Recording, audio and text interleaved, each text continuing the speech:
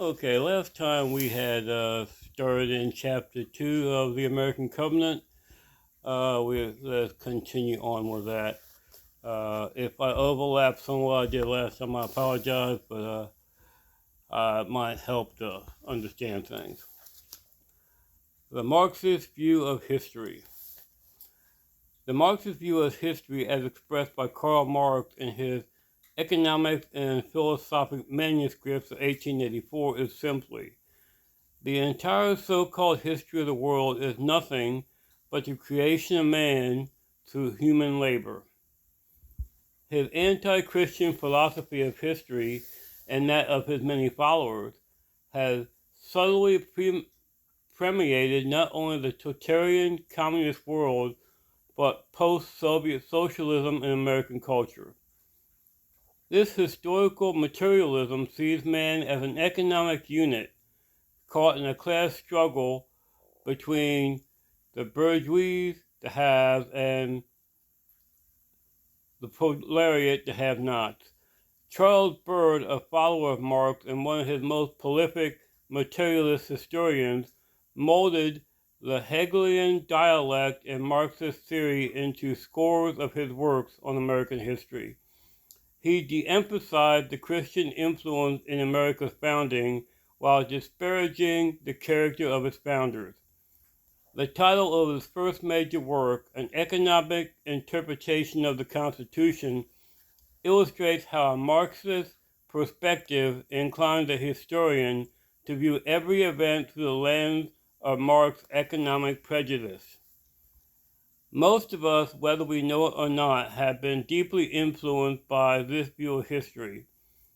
Popular films and television miniseries frequently portray as a race conflict or class struggle between rich and poor.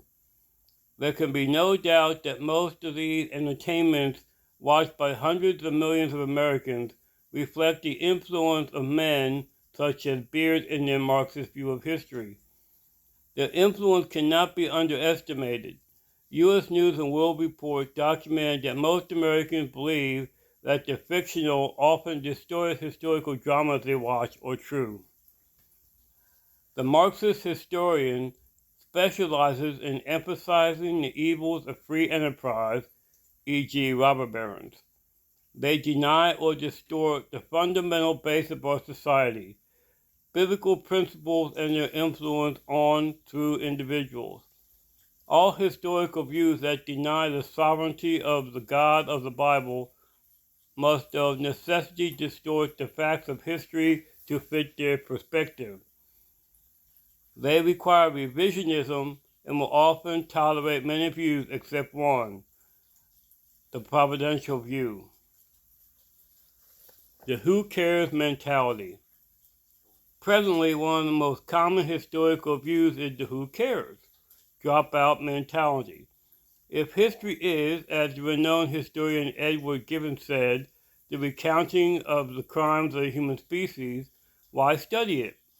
Today, millions of Americans dislike history because they see it as irrelevant.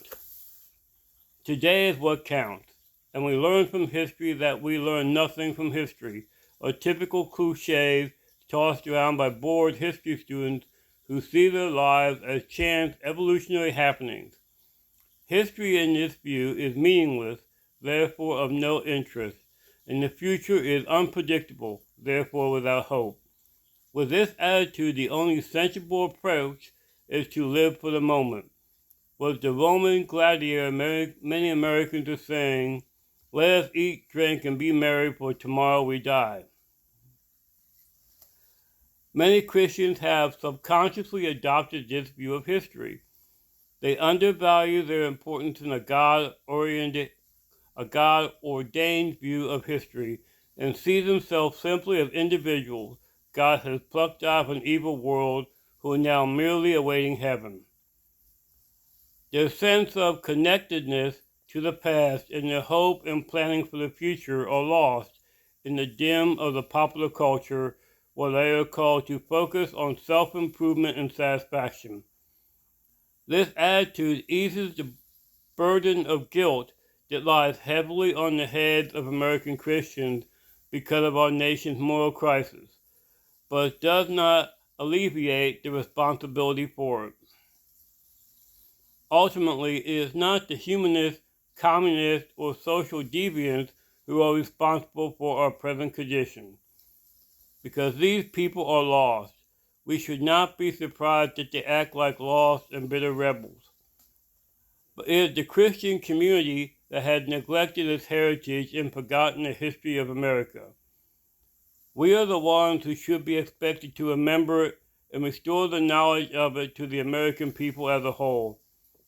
Until the Christian comes to grips with his historical duties, denouncing his existential perspective and reaffirming the providential view of history, the renewal of our nation will seem impossible. I'm going to leave off there because sometimes when I go too long, certain places where I like to post will not post it. So we're going to leave it off there and let us reflect on what we have just read. God bless.